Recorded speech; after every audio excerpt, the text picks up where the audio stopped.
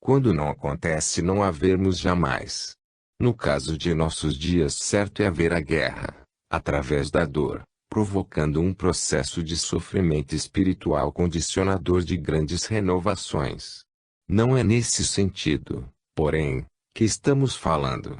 É lícito perguntar-se, na complexidade de maturações que derivam de fenômeno tão profundo como o atual conflito, os homens, através do que acreditam estar fazendo, sabem o que de fato estão fazendo e aonde vão acabar chegando.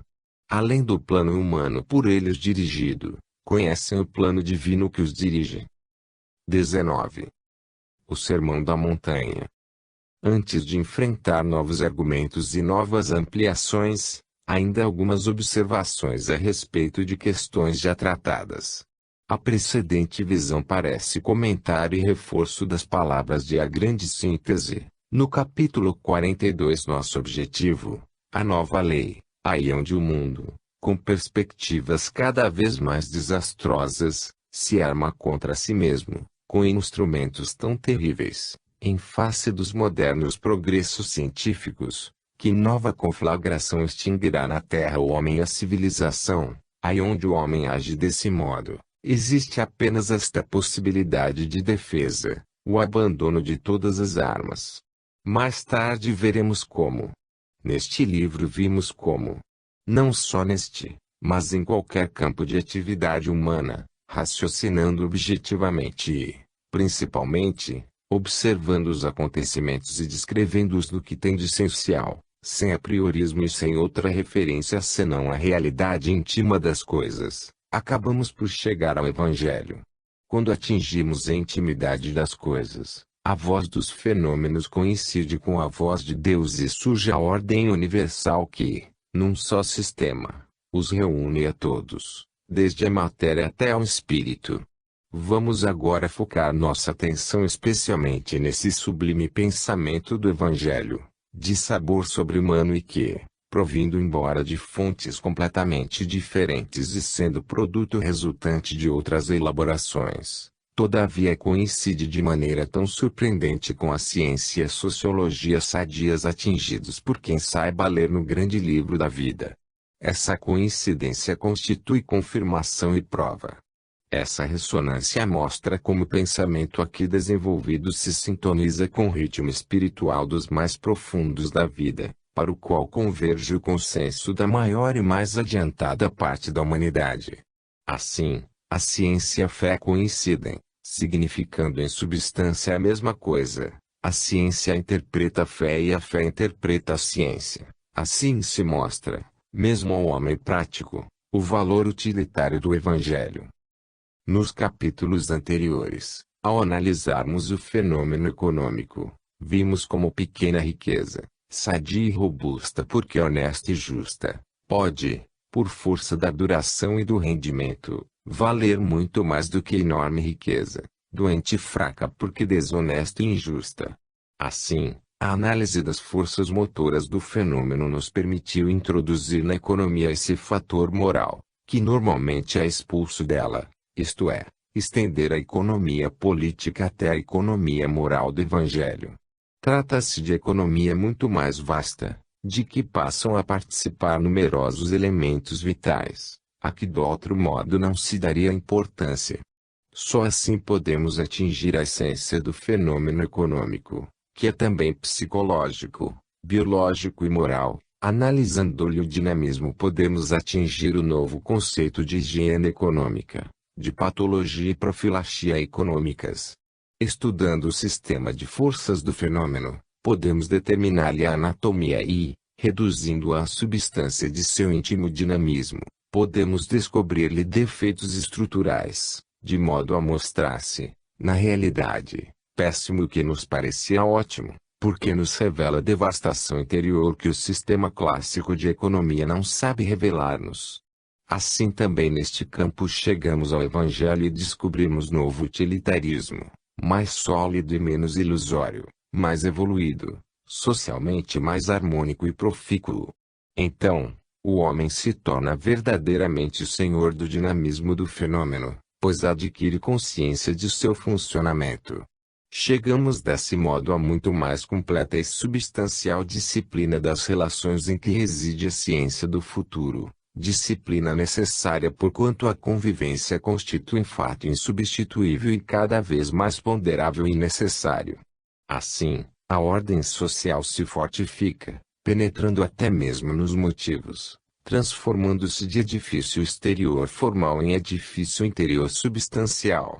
Chegará o dia em que o furto, a desonestidade, o arrivismo serão tidos na conta de ingenuidade de involuídos obtusos, que não compreenderam ainda a impossibilidade de algo verdadeiramente honesto nascer de fontes assim turvadas pelo mal, força destruidora por excelência. O dia em que se compreender o Evangelho, se compreenderá também que o amor do próximo não constitui utopia ou sentimentalismo, mas é sólida e prática lei de vida, o modo mais lógico e utilitário relações humanas.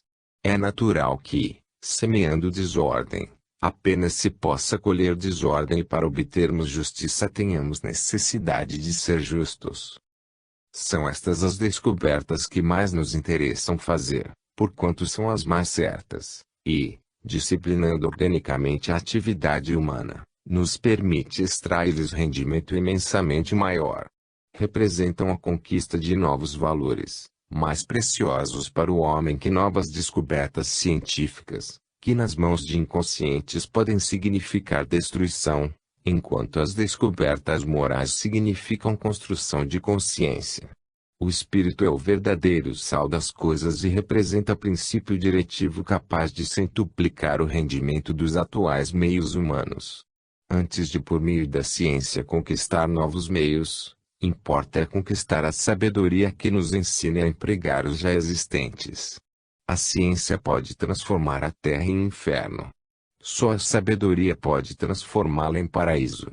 Quando o homem houver compreendido a economia da natureza e conquistado o senso da divina providência, então substituirá o terror da necessidade, a violência da conquista, a incerteza do dia de amanhã, e o aniquilamento de nosso próximo por um sistema de fé, paz, segurança e ajuda fraterna. A ciência não é capaz de consegui-lo. Quando o homem chegar a compreender que sofrimento significa a conquista e a morte, ressurreição, então se tornará invulnerável. São estas as descobertas mais úteis. Aí está o verdadeiro utilitarismo. A compreensão destas verdades, embora parceladamente, permite ao indivíduo evoluído refugiar-se, mesmo nos dias de hoje, na inviolável autarquia do espírito. Em nosso século mecânico creiam que número signifique verdade e a maioria posse saiba elaborar a lei. Cremos hoje que na vida se torne possível o agnosticismo, isto é, uma espécie de neutralidade espiritual, absenteísmo nas diretrizes. Assim, crerão resolver o que não sabiam, acreditaram na possibilidade de fugirmos dos grandes problemas do ser. Desse modo, a imparcialidade se tornou ambiguidade e a moralidade se transformou em imoralidade. Mas o agnosticismo significa não entender e não resolver nada, significa mentir a si mesmo. Não podemos viver sem ação e não podemos agir sem determinada orientação pessoal. Apenas em teoria agnosticismo pode significar imparcialidade. Na prática significa obediência aos próprios instintos. A vida está toda inteira em suas posições. É impossível permanecer neutro na luta entre o bem e o mal. Não podemos deixar de atingir determinado grau de evolução, de existir sob forma definida. Em todo ato, em todo campo o espírito penetra e torna-se impossível não assumir uma posição moral qualquer. A transformação biológica que conduz à nova civilização encontra sua lei no Evangelho. O evoluído é apenas o sábio que o aplica. Procuremos observar, ainda, de novos pontos de vista e sob diversos aspectos, essa revolução biológica que leva do atual mundo humano ao futuro mundo super-humano. A este podemos chamar nova civilização, nova ordem ou, então, reino de Deus, aquele de que há 2000 anos o Evangelho nos fez a profecia e nos assinalou o início. O fenômeno enxertou-se na história e foi percebido pelo pensamento das sumidades. É nuclear em nossa vida. Assim, a grande síntese não é somente, como dissemos, o plano regulador de nova civilização, mas também comentar ao Evangelho, que há muito tempo lhe lançou as bases. De resto, a verdade é uma só.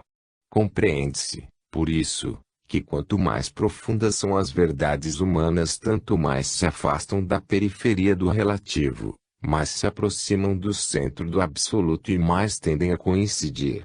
Compreende-se que quanto mais nos avizinhemos de Deus, tanto menos poderemos, logicamente, esperar novidades. A grande síntese, exatamente porque exprime a substância das coisas, não podia oferecer a novidade própria do mutável, do relativo e da forma, mas apenas podia repetir a verdade eterna, que jamais muda. Esse livro, portanto, poderia apenas constituir o desenvolvimento e a demonstração de tudo quanto já se disse e revelou, de tudo quanto já pertence às religiões, à moral, à vida. As verdades eternas voltam e tornam a voltar perante nossos olhos, vestidas de acordo com as formas mentais do tempo, descendo, assim, até a psicologia do momento e acomodando-se com ele, tornam-se-nos cada vez mais acessíveis. Só as pessoas superficiais podem esperar contínua novidade, uma das características de seu mundo relativo e efêmero. Ora, para nós o primeiro iniciador da grande revolução foi Cristo, que por sua vez, era, também ele, continuador. Seja o que for que se descubra ou se invente, Cristo não muda. Suas palavras não passarão e nada podemos fazer senão segui-lo. Ou o homem o compreende e segue ou deverá renunciar a seu progresso. Cristo é um centro. Só nos resta gravitar em torno dele. Por mais que, através dos milênios, pensadores e líderes procurem lei que resolve e regule os problemas da vida humana, ninguém a encontrou nem jamais encontrará outra igual à lei selada com sangue na cruz. Por isso devemos examinar de perto o pensamento social de Cristo, porque esse pensamento constitui o fundamento da construção. Certo dia Cristo sentiu a necessidade de expor com exatidão seu pensamento aos apóstolos e às turbas, mostrando-lhes completamente a sua doutrina, que até aquele momento apenas vagamente poderia penetrar-lhes na mente. Então, Cristo expôs a síntese de seu programa no Sermão da Montanha. Não podemos fazer outra coisa senão citar aqui, a propósito, a bela página da vida de Jesus Cristo de Ricciotti, segmento 318.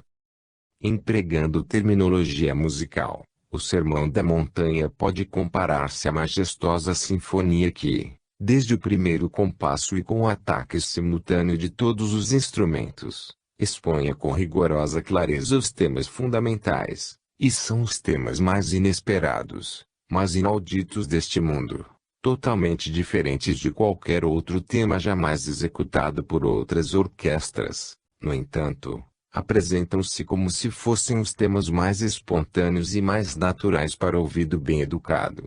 E, realmente, até a época do Sermão da Montanha, todas as orquestras dos Filhos do Homem, embora com variações de outro gênero, haviam anunciado em uníssono que para o homem a beatitude consiste na felicidade, a saciedade depende da saturação, o prazer é efeito da satisfação, a honra é produto da estima.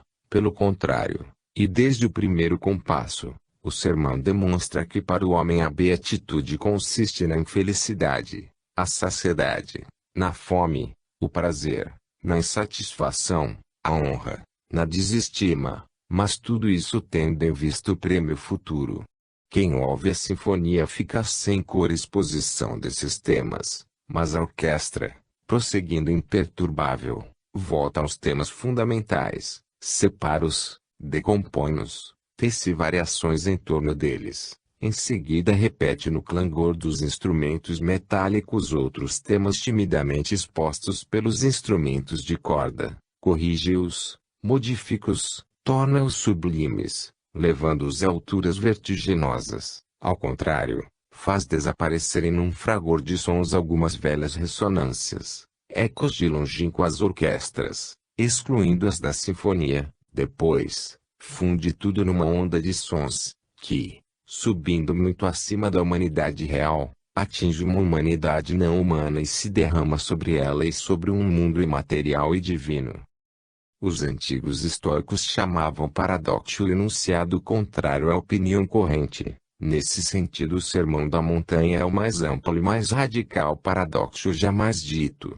Nenhum discurso proferido na Terra foi mais perturbador ou, melhor, mais revolucionário do que este. O que antes todos chamavam branco já nem recebe o nome de pardo ou escuro, mas exatamente o de preto. Enquanto o preto agora se chama avo, o antigo bem passa para a categoria de mal e o antigo mal para de bem. Onde antigamente o vértice se erguia altaneiro agora está colocada a base. Onde a base se alicerçava coloca-se agora o vértice. Em face da revolução implícita no Sermão da Montanha, as maiores revoluções operadas pelo homem na Terra parecem infantis guerras de brinquedo. Como o mesmo autor diz mais adiante, o Sermão da Montanha não quer apresentar-se como contraposição destrutiva, mas aperfeiçoadora, da lei mosaica. Efetivamente, Cristo não vier abolir, mas cumprir.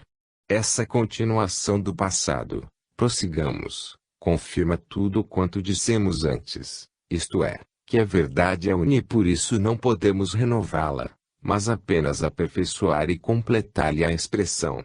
Mas acrescentávamos ter sido Cristo o primeiro iniciador da grande revolução, no sentido de que quem aperfeiçoa e executa, se é um continuador em relação ao passado em que se apoia e se eleva, é sempre um iniciador, quanto ao novo trajeto evolutivo que nele se inicia. Cristo é marco miliário do eterno progresso da vida, pedra de toque do pensamento humano, na história da civilização, o pomo de discórdia em torno do qual, sob a forma de ódio ou de amor, para exaltar ou destruir, se concentram os esforços antagônicos do gênero humano. Para explicar esses fenômenos não basta a distinção simplista em tipos que a ciência estabelece segundo as três psicopatias dominantes, sadismo, masoquismo e fetichismo. Os dois primeiros, isto é, os sádicos e os masoquistas, são os violentos e as vítimas, os heróis da prepotência ou do sacrifício, em redor de quem se reagrupam os fetichistas, quer dizer, os neutros que, em face do dinamismo, funcionam como massa, vivem de motivos alheios e representações ideológicas, adorando ora uns ora outros. Não podemos compreender Cristo, se não houvermos entendido todo o mecanismo fenomênico, toda a trama do funcionamento universal, todo o plano evolutivo, através de que na realidade o pensamento de Deus se exprime progressivamente. O progresso do mundo liga-se ao progresso da ideia cristã e todos contribuem para ele, como estímulo ativos que o afirmam e como desencorajamento negativos que o negam. De fato, a evolução, já o dissemos, se processa por força desse contraste e avança, apoiando-se nas ações e reações produzidas entre esses dois extremos, e acaba sendo o resultado da íntima colaboração nascida dessa luta. A fase materialista não passou de simples impulso negativo, aspirante ao invés de premente, dirigida para a fase espiritualista. A negação constitui apenas o contrário da afirmação, liga-se-lhe, não pode viver sem ela, dela se nutre. E, gasto seu impulso exaurida sua função de resistência estimulante de reação criadora, por força da lei de equilíbrio, se transforma em afirmação. Cristo não é apenas fenômeno religioso, moral ou social. É fenômeno biológico. Entrosa-se com a vida, sua ação penetra profundamente. Inclui-se em seu dinamismo como força central, funde-se na expressão fundamental da lei, quer dizer, do pensamento de Deus que nos manda evoluir e civilizar-nos. Quanto o Sermão da Montanha através dos séculos caminhou ao lado do homem. Embora ainda não se tenha transformado em realidade, todas as suas frases se tornaram proverbiais, todas as suas palavras constituem pedras angulares. Na Idade Média encontrou eco no sermão de S. Francisco a respeito da verdadeira alegria. Agora, a humanidade, ao findar-se o segundo milênio, atingiu um ponto em que o motivo de Cristo se apresenta de novo para novamente ser meditado. Estamos vivendo novo episódio da grande batalha do Espírito para a conquista do progresso. O atual momento histórico, apocalíptico e doloroso, não tem outro significado. Guardadas as proporções, o problema é substancialmente o mesmo, quer no tempo de Cristo, como hoje em dia, civilizar-se. Trata-se de dar ainda mais um passo no sentido do superamento da ferocidade e no abrandamento dos costumes. O progresso caminha em direção a Deus, cujas manifestações mais elevadas são a bondade e a justiça. Esse é o caminho do cristianismo e o de toda a civilização. A lei dos homens deve aderir cada vez mais à lei de Deus. Deve deixar transparecer sempre mais essa íntima substância ao mesmo tempo que, evoluindo, se torna mais fino e sensível e desse modo passa para a fase mais adiantada. O homem percebe quão bárbara e feroz era a fase anterior, na qual no começo vivia satisfeito. Nota dissonâncias irritantes e imperfeições inaceitáveis justamente onde tudo lhe parecia perfeito e aceitável. Quando nova compreensão desponta no homem, por força do processo evolutivo, nele também nasce nova insatisfação, que o constrange a procurar formas mais civilizadas e harmônicas da vida. Dizer quais são essas formas constituiu a tarefa do Evangelho. E é exatamente a isso que também a grande síntese se propõe. O quadro da velha estrutura biológica está tornando-se muito estreito para os espíritos renovadores. Nele o homem se sente angustiado e se agita em meio de numerosas indagações, ao mesmo tempo que o passado transborda de seus velhos limites. Começaremos a compreender a utilidade e a alegria que podem advir-nos de maior liberdade, impossível de obter senão à custa de maior sinceridade, resultante por sua vez de consciência mais profunda. O impulso dos acontecimentos de nossa época consiste exatamente em conduzir o homem à compreensão da conveniência de executar esse esforço de bondade, sem o qual não se concebe o melhoramento da convivência social. Trata-se de tornar mais completa e espontânea a inclusão da lei de Deus na luta pela vida, isto é, da bondade na bestialidade, do livre conhecimento na coação. Na prática, inclusive a lei do bem tinha de, no passado, revestir-se de sanções e utilizar a vingança, o Deus dos exércitos e das vinganças, pois o hábito da violência lhe era necessário para impor-se e ter eficácia. O progresso obriga essas duras necessidades a se civilizarem e isso chegamos apenas à maturidade, uma vez atingida, possa permiti-lo sem prejuízo para o homem, isto é, quando este se civilizou a ponto de a força não precisar mais obrigá-lo ao cumprimento da própria lei. Só então pode a lei abrir-nos os braços e o Deus da vingança tornar-se o Deus do amor. Isso aconteceu primeiro com Cristo e se repete agora. A lei, achando-se praticamente na necessidade de enfrentar a luta, teve de tomar necessariamente formas adaptadas a esse grau de desenvolvimento, formas que, todavia, depois se foram tornando cada vez menos adequadas a graus mais elevados e atingidos pela consciência humana. Em face desse desenvolvimento, essas formas da lei, para seres psiquicamente mais adiantados, acabava transformando-se em escola de astúcia para evitar-lhes as insídias, em velado ensino da arte de fugir-lhes. A lei então, deixava pois de constituir auxílio para a vida e se tornava uma prisão a evitar, mas um inimigo contra quem devíamos aprender a lutar. Essa lei, quando posta em prática, se absorvia na luta humana, reduzida a instrumento desta, assim, acabava sendo modificada. Isso significava inverter-se-lhe a função lógica, reduzindo-a a recrudescimento da luta pela vida, já de ser dura. Porém, apenas em determinada fase de maturação se compreende que nos tornamos cruéis em nome de Deus. Muitos males se cometeram por causa do bem e muitos crimes se praticaram em nome da verdade. Compreende-se, então, que no passado, Sob o pretexto de aplicação da justiça, o povo assistia a exemplos de vingança e, assim, iludido pelo exemplo, se familiarizava com o espetáculo do ato sanguinário e educava-se. Compreende-se como a lei de seleção do mais forte diz respeito a um plano biológico inferior de que nos é lícito sair e como não constitui a única nem a última expressão das leis da vida. E, além disso, quando estas apenas sabem manifestar-se sob a forma do primitivo equilíbrio e justiça da lei de talião e da força, então o indivíduo débil fazem desabrochar o astuto, o traidor, o cínico, isto é, o maligno em que a força se subroga. Está soando a hora de a lei vir ao nosso encontro, dotada de maior bondade. De fato, a vida pertence a todos e o princípio da seleção do mais forte refere-se a fases evolutivas inferiores e está destinado a ser superado.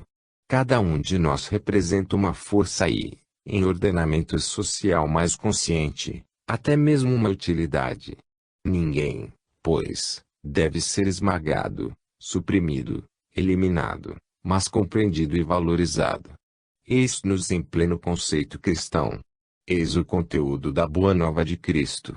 Porém, essa nova distribuição de bondade, liberdade e felicidade só será feita na Terra, se o permitir consciência mais desenvolvida, porque justamente essa consciência que lhes traça o limite e estabelece a proporção.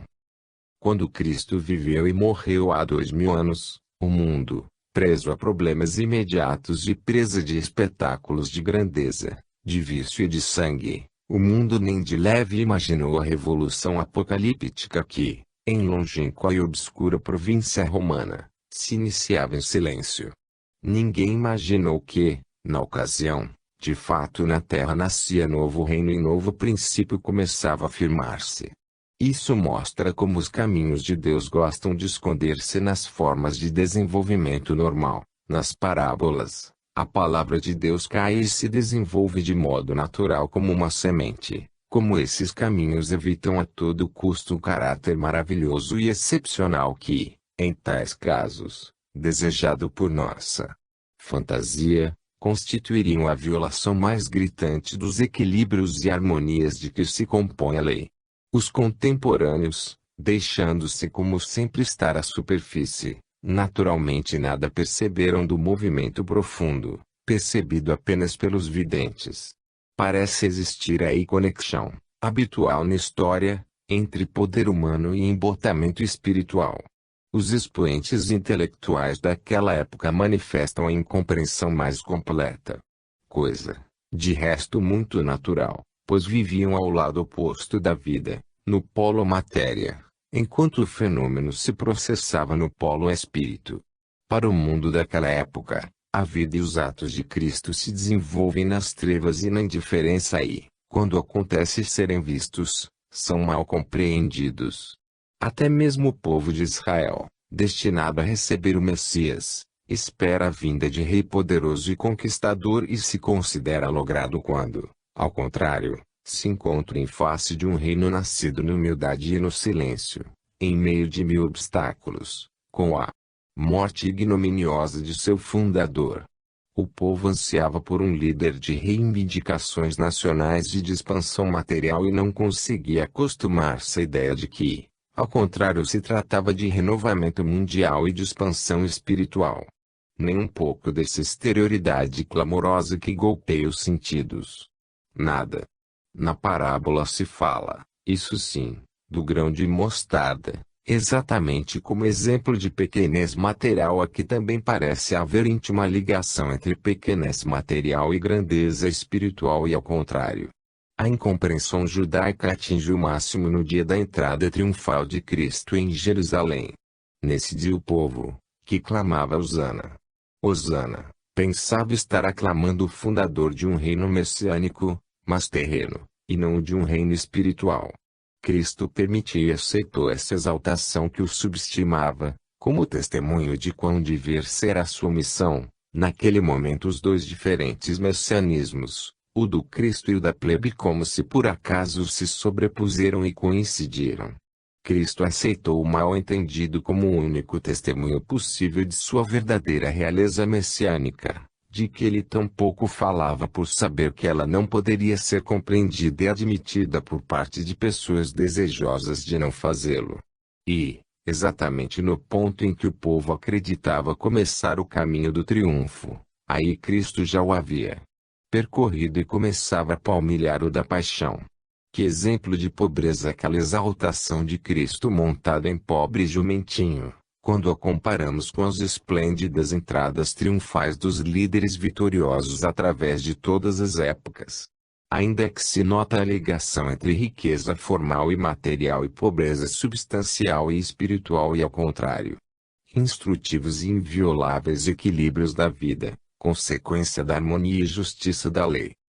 No meio de tanta incompreensão ninguém poderia imaginar que, sob aparências tão singelas, se estivesse iniciando tão catastrófica reviravolta no mundo daquela época, se desencadeasse ataque tão inesperado e sob a forma de pacifismo que, dirigindo-se contra aquele mundo de maneira imprevista em frontes novos, e por isso indefesos, o teria encontrado desprevenido e, assim, facilmente vencido. Assim, por falta de compreensão, cai a sociedade israelita que, prisioneira da forma, acreditou assegurar, com a condenação de Cristo, sua mais enérgica defesa e decisiva vitória. E pensar que, para chegar a esse ponto, sua própria classe dirigente, os sumos sacerdotes, embora sabedores de que Jeová tanto permanecia o único e inconteste rei de Israel que a contragosto toleravam em Saul o primeiro rei humano, foram os primeiros a declarar não existir outro rei senão César, isto é, um estrangeiro pagão. Assim, enquanto caiam no chão as despenadas águias romanas, o princípio da cruz conquistava o próprio coração do império. Hoje, depois de 2000 anos de luta, compreendemos a impossibilidade de enfrentar o problema social sem levar em consideração o humilde e simples Evangelho. Sempre vivo e atual, torna-se fundamental para quem, como nós, se propõe o problema de construir. Embora não contenha em particular tudo quanto em a grande síntese se expôs através de análise científica e demonstração racional, o Evangelho nos dá sempre os resultados finais dessa operação lógica, naquele livro decompostos em seus elementos. A concordância entre princípios e demonstração é prova que confirma e revalida. O Evangelho pode chamar-se o livro das harmonias e dos equilíbrios. A novidade e a originalidade de seus princípios reside exatamente na justiça e no amor, em oposição ao princípio do mundo que é, como ainda hoje, força e egoísmo. A pouco empregada, mas poderosa arma do Evangelho, que é também a destes escritos, é a verdade simples e espontânea, que se impõe por si mesma porque persuade, e persuade porque satisfaz. Trata-se, em relação ao mundo, de substancial modificação de seus caminhos, da conquista de novas posições biológicas, da introdução de novo princípio na vida. A verdadeira força não consiste, de fato, em saber subjugar para vencer, mas consiste em espontânea posição de equilíbrio. O Evangelho, colocando-nos em face dos dois princípios, ensina-nos a vencer com as armas deste último. Hoje, como naquela época, estamos diante do mesmo problema. A força não convence, a força não resolve, a força não vence. Dada a estrutura de nosso universo, fato objetivo que somos obrigados a admitir e não podemos alterar, o emprego da força significa o início de uma série de violências, impossível de controlar senão por meio de violências maiores e de acalmar senão destruindo o inimigo. A premissa desse sistema é o egoísmo, o método é a expansão desordenada e semeadora de desequilíbrios no ambiente, a conclusão é o estado de ruína. Ora, na realidade, a expansão ilimitada de egoísmo prejudicial aos demais não passa de ilusão, pois a vida tende, imparcialmente, a equilibrar todos os egoísmos. A realidade é, pois, intimamente regida por uma lei, isto é, feita de ordem e, por isso, reage conforme a intensidade do estímulo, isto é, a desordem responde com a desordem, ao choque violento com a dor, ao egoísmo com o aniquilamento.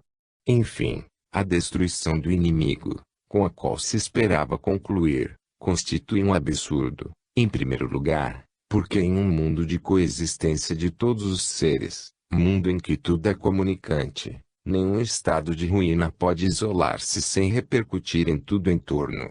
Em segundo lugar, porque quem acredita residir na vitória a solução, ignora que o inimigo não é apenas destrutível forma exterior, mas vida, impulso, dinamismo e, desse modo, indestrutível como todas as coisas em substância. Apenas o obtuso involuído pode acreditar em que a destruição aparente, a da forma, também represente a destruição dessas forças imponderáveis. Elas não morrem de modo nenhum e são invencíveis. Acontece, porém, que, por força da reação, acabam sendo impelidas, para reequilibrar-se, a se moverem em sentido contrário, isto é, contra o próprio ofensor, restituindo-lhe o equivalente de sua ação, mas em posição inversa. O impulso, que parece caminhar em direção da vitória, constitui, no entanto, verdadeira fábrica de inimigos. É o mesmo que cavar um abismo diante de si mesmo. E as adesões recebidas pelo dominador não significam convicções espontâneas e duradouras, mas mentiras sob que se escondem o cálculo e o interesse. A traição, logo ao primeiro sinal de fraqueza, faz, pois, naturalmente parte do sistema. O homem pode escolher, mas, escolhido este ou aquele caminho, a lógica de seu percurso domina inteiramente.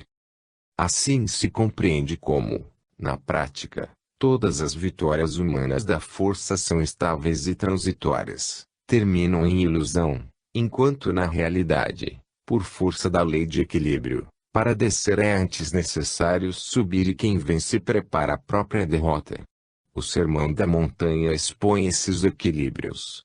Por isso Cristo aconselhou a não resistir ao maligno, mas oferecer-lhe a outra face, contrapondo a bondade à ofensa. Semelhante concepção pareceu modificação e total reviravolta, no entanto, não passa de reordenamento e retificação de ideias, fazendo-as finalmente coincidir não com a ilusão, mas com a realidade. Os vencedores, pois, não passam de causas de desequilíbrio naturalmente destinados a sucumbir, mais cedo ou mais tarde, sob os escombros do edifício por eles construído. A moral a que chegamos está, desse modo, nos antípodas da moral do mundo. Não é, pois, com a força que podemos construir. Esse é o princípio novo. O sistema humano, se atinge outros objetivos não vistos pelo homem, em relação ao objetivo que a si mesmo propõe é falso e a história o demonstra. Construção estável só se torna possível com o sistema evangélico e equilibrado da justiça. Assim, com lógica mais simples e realista, no Evangelho se resolveu o problema da guerra, do desequilíbrio econômico, da luta de classe, da justiça social. Não pode, pois, manter-se nada do que se constitui de íntimo desequilíbrio, exatamente por ser desequilíbrio de forças e lhe faltarem elementos de estabilidade. Tudo quanto nasceu de abuso representa desequilíbrio, isto é, sistema de forças desequilibrado e incapaz de manter-se senão à custa de desequilíbrio progressivamente maior, representa, pois, sistema que no seu próprio princípio carrega o germe de sua ruína. Por isso, o homem é tão ávido de energias, único meio capaz de sustentá-lo, mas, por mais esforços que faça, a lei de equilíbrio assedia e se lhe contrapõe para reconduzi-lo à posição exata, em correspondência com sua real função biológica. Já falamos disso tudo a propósito da lei do merecimento, a que retornaremos mais tarde, examinando-a de ângulo individualista relacionado com o próprio destino. Essas considerações escaparam a muitos líderes e fundadores de impérios.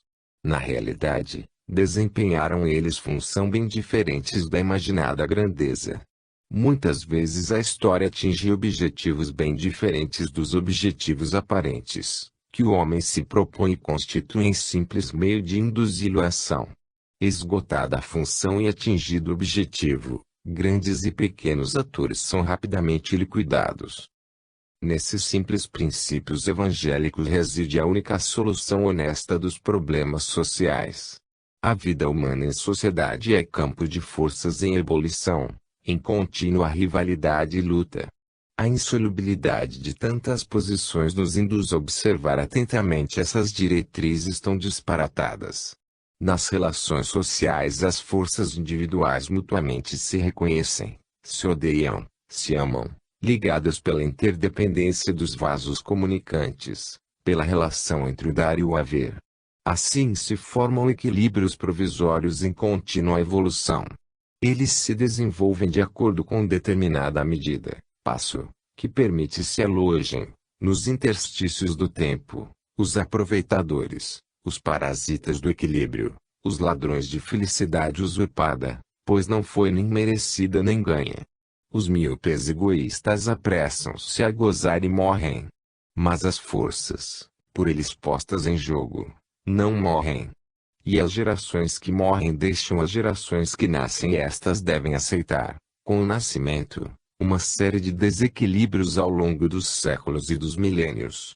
No destino coletivo acontece com os povos o mesmo que, no destino individual, sucede aos indivíduos, isto é, nossas obras nos acompanham a toda parte. São desequilíbrios econômicos, sociais, morais, políticos, psíquicos, orgânicos. As novas gerações ou se reequilibram pagando, ou somente os mantêm, suportando-os, ou aumentam-nos, arruinando ou deixando ruína. São ódios, desajustamentos, dores, por toda parte vácuos a preencher, equilíbrios a recompor. Nossos amados filhos pagarão por aquilo que desnecessariamente gozamos, ou gozarão das forças por nós acumuladas. Quem aceita determinada posição deve suportar-lhe a responsabilidade. Os recém-nascidos são continuadores. Ai de nós, se já fomos impelidos no caminho da regressão. Então, o caminho, fácil por natureza, para a volta nos exige esforço tanto maior quanto mais nele já tivermos avançado, e quanto mais o declive aumenta e se torna perigoso, mais difícil é sabermos voltar atrás e recompor-nos. Não há, então, solução possível. O homem, na realidade, não soube resolver essas posições senão à custa de sua ruína final. Tal é, de fato, o sistema funcional da vida e não podemos mudá-lo.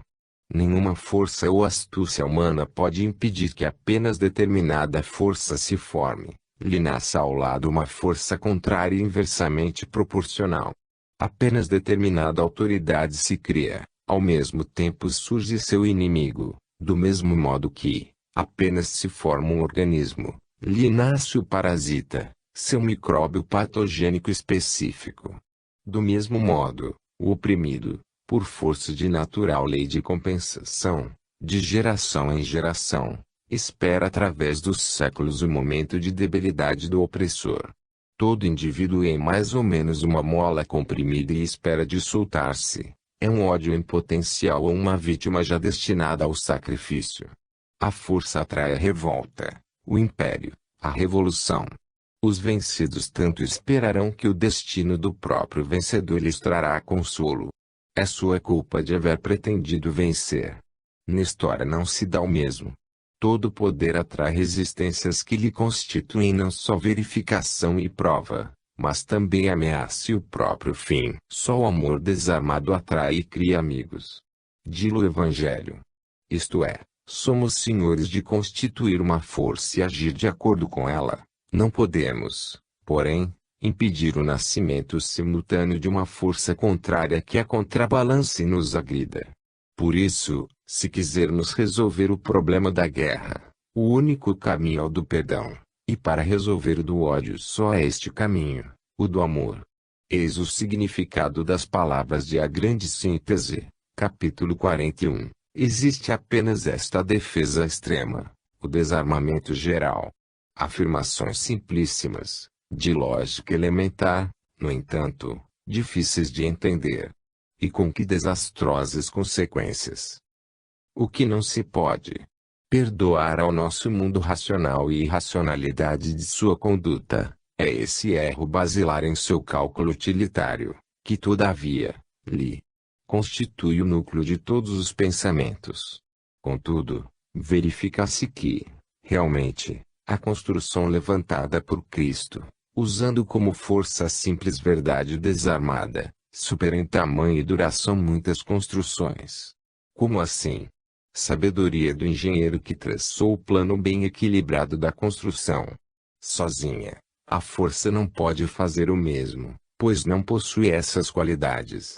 Apenas o que se edifica sobre a verdade consegue crescer em extensão e profundidade, pois está solidamente plantado no campo de forças da vida. Mas observemos o fenômeno mais um pouco.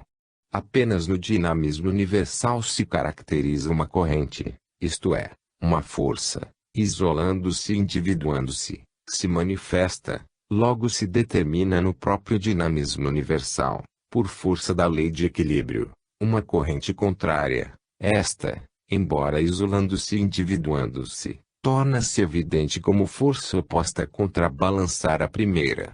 Eis o atrativo especial das coisas proibidas, exatamente porque proibidas. De acordo com esse princípio, nenhum fenômeno foge aos limites pré-estabelecidos e, embora sendo contínuo movimento de evolução, não se desenvolve senão de acordo com o plano traçado pela lei. Proíbe-se desse modo todo desenvolvimento hipertrófico e unilateral, todo excesso de desarmonia e desproporção no conjunto. Assim, toda manifestação pode processar-se apenas se enquadrada nos limites assinalados pelos princípios diretores. O desenvolvimento é, pois, dirigido harmonicamente, protegido contra a catástrofe de desproporção insuportável e permitido apenas na forma e na medida úteis às finalidades evolutivas da vida e do bem. A lei do dualismo, explica em a grande síntese e por nós mais adiante esmiuçada, cf. Capítulo 25, o dualismo fenomênico universal, se em todas as coisas vê binômios, unidades compostas de duas metades inversas e complementares, mostra-nos também como todas as coisas têm o seu contrário. Como o contraste condiciona a percepção, assim a contradição temida pelos lógicos constitui, pelo contrário, a base da vida e até mesmo do pensamento. O termo oposto representa o controle necessário, o freio inibitório, o contra-impulso probante. A reação reforça a resistência, a oposição garante a verdade. Quem conquista a autoridade cria inimigos, é certo, mas apenas no campo em que a exerce e na medida em que a possui. Trata-se de compensações automáticas verificáveis em qualquer campo. Apenas uma força se manifesta, exatamente porque toda unidade se constitui de uma dupla de contrários. O forte é forte, mas, quanto mais forte mais inimigo atrai. O fraco é fraco, porém não cria inimigos. O inerme é benquisto, o homem desarmado atrai, o homem armado causa repulsa. Muitas vezes esses contra-impulsos se conservam em estado potencial, latente, à espera de condições adequadas à sua manifestação.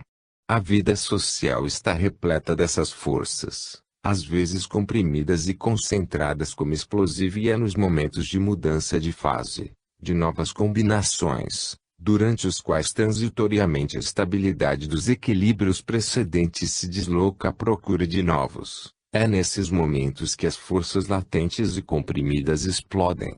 A evolução subentende e impõe esses deslocamentos. Então, esses impulsos, que em épocas normais, porque equilibradas, repousavam em equilíbrio, ao primeiro sinal de enfraquecimento de uma parte, despertam e se enfurecem, de fato, com o deslocamento daquela parte tendo-se presente, como em toda balança, que essas forças têm posição relativa, elas conquistam nesse momento proporcionado aumento e valor. A calma, A paz é apenas o equilíbrio de forças opostas que se guerreiam. Em face dessa mecânica da vida, não podemos, se não o levarmos em consideração, conquistar nenhuma posição estável. Se apenas como fenômeno biológico podemos compreender o fenômeno social, o fenômeno biológico, por sua vez, só pode ser entendido como fenômeno dinâmico, isto é, como relação de forças. Para ter verdadeiro direito, torna-se necessário não haver pecado e abusado nesse campo durante séculos. Só então a bandeira, a roupagem, a classe que o representa poderá dizer: esse direito me pertence. Do contrário, assistiremos à interminável sucessão de bandeiras, de classes dominantes e dominadas, pois todos pecaram por excesso. O segredo de estabilidade de uma posição é não alimentar, ao seu lado, o contra-impulso compensador e destrutivo, é cercarmos-nos não de força, nem de ódio, mas de benevolência e fé.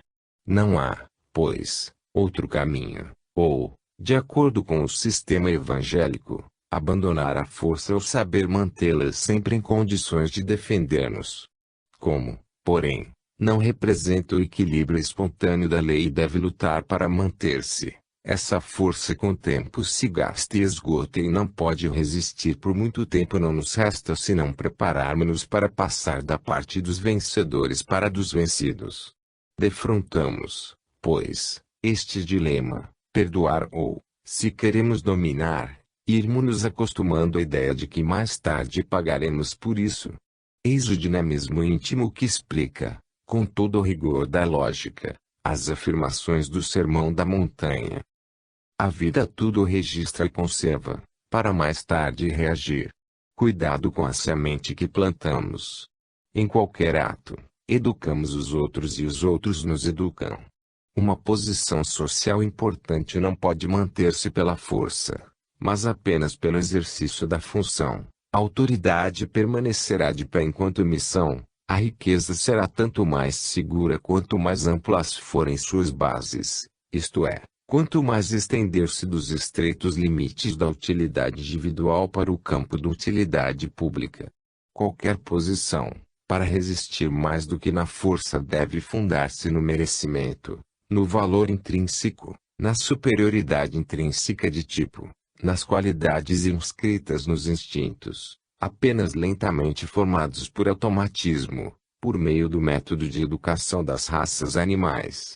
Tão somente o que resiste, por haver se fixado na personalidade, constitui força verdadeira, coisa própria e, por isso, direito pessoal. Ai dos que querem vitória esmagadora, cavam a própria sepultura. Ai dos improvisados distribuidores de justiça que vão além do necessário e invadem o lado oposto da linha mediana do equilíbrio. Pagarão por isso. A reação que preparam os atingirá também. A história mostra-nos quanto é fácil e humano passar, com prejuízo embora, da parte dos revolucionários da justiça para a parte dos revolucionários da injustiça. Todo excesso semeia ódio, que é contra-impulso reprimido, conta a ser paga. Em relação a quem não pratica excessos, permanecem espontaneamente indiferentes. Assim, a vingança nada resolve, mas agrava o mal e, obtida a satisfação, o credor passa à condição de devedor. A única solução verdadeira consiste na anulação do contraste, na neutralização da força, isto é, consiste no perdão. O dinamismo da vida é corrente que capta todas as influências, em todas as coisas vai buscar elementos formadores, assimilando tudo quanto lhe age no ambiente em torno. Cada ato nosso dá e recebe, influencia e deixa-se influenciar e tudo volta às origens. Assim se explicam certos ódios instintivos, como o votado pelo homem à cobra, ao escorpião e outros animais venenosos, o do empregado pelo empregador e ao contrário. Se explicam também certos ódios de classe e de raça, certos tipos biológicos feitos de traição e de mentira. Em verdade, para dominar não basta vencer. Torna-se necessário, outro sim, verificar que tipo biológico a ação do dominador cria. Para nós todos a vida constitui experiência, formação de qualidade. Quem acredita poder triunfar impunemente ou que o domínio pela força represente ilimitado poder não sabe que, ao contrário, aquece no próprio peito uma raça de víboras prontas para picá-lo e envenená-lo. Em última análise, nos ódios sociais há sempre razão determinada, erro a ser reparado, equilíbrio a recompor. Inútil disfarçar. A forma nada significa. Qualquer ato nosso é semente e, por isso, substancialmente se repete. Convivência significa reação e educação recíprocas. O mundo hoje é certamente um turbilhão de forças descontroladas, uma tempestade que a todos nos arrasta. Porém, se o reequilíbrio é difícil, fatigante e remoto, isso não pode impedir que ele continue lógico e necessário, como única via de salvação. 20. O pensamento social de Cristo. O exame crítico do fenômeno social, a observação de seus impulsos e efeitos consequentes, explica-nos e demonstra-nos logicamente as afirmações do Evangelho e alguns limites que novas concepções modernas, aplicando-os sem querer, impõem ao direito, antigamente limitado e sem disciplina, de uso e abuso, das pessoas e das coisas. A evolução social consiste exatamente nesse contínuo e progressivo enquadramento das forças da vida, para na ordem coletiva transformá-las cada vez mais em concerto de harmonias e não em desencadeamento de vitórias e violências. Nesse campo, o pensamento social de Cristo antecipou de 2000 anos as tendências atuais e indicou tudo quanto, socialmente falando, apenas hoje começamos a compreender. Tais concordâncias corroboram estas nossas explicações. Concordâncias, aliás, bem naturais porque o princípio da vida é um só e na verdade não pode mudar, embora expresso, ontem, hoje e amanhã, sob forma científica, religiosa ou social. Nas páginas precedentes desenvolvemos o capítulo 91 de A Grande Síntese Lei Social do Evangelho. Acrescentemos agora algumas observações aos dois capítulos seguintes, 92, o problema econômico e 93, a distribuição da riqueza. Este último lá o comentamos em parte, no que diz respeito à propriedade, no capítulo 2 deste volume. O homem evoluído e a propriedade. Vejamos como o Evangelho está de acordo com todas as aspirações modernas e antecipa os novos ordenamentos de nossos tempos.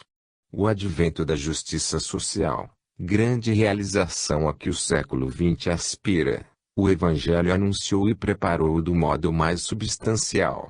Comecemos pela distribuição da riqueza, o mais atual e angustioso problema. O problema prático e básico da vida coletiva de todos os tempos. Como Cristo reequilibra os desajustamentos econômicos tão debatidos. A solução do problema da distribuição equitativa Cristo nos dá sob forma substancial, completa e definitiva, porque equilibrada, e não sob a moderna forma de luta de classe, que não resolve pois é desequilibrada. O método da luta não representa nada de novo e de resolutivo, não passa de comum e velho método de enriquecimento por substituição. Esse método não chega a solução alguma como sistema, pois se limita a substituir pessoas e classes sociais nas mesmas posições antigas. Por isso, desperta profundamente o interesse de pessoas a quem aproveita, dando-lhes vantagens pessoais, não interessa, porém, ao progresso social, a que importa a estrutura orgânica da sociedade e não a utilidade pessoal, renovar o ordenamento das posições e não as pessoas que as ocupam, eliminar os velhos erros e explorações ao invés de continuar repetindo-os em proveito alheio. A moderna luta de classe não passa da velhíssima luta biológica que, legitimando-se e assumindo funções de distribuidora de justiça, procura adquirir prestígio. Velho mimetismo que não subsiste em face das verdadeiras forças da vida. Isso não é equidade. A equidade nesse caso é apenas um pretexto. O método empregado pela violência e pela prepotência no fundo revela o mesmo abuso, fonte das costumeiras e interminas reações. E o homem, fascinado pela miragem do bem-estar, continua acreditando na possibilidade do absurdo, isto é, que a usurpação possa produzir frutos estáveis e baste disfarçar a força com as vestes da justiça para obter aqueles resultados definitivos que ela por natureza não pode dar. Assim, os homens mudam, mas os erros continuam. Apenas a equidade pode oferecer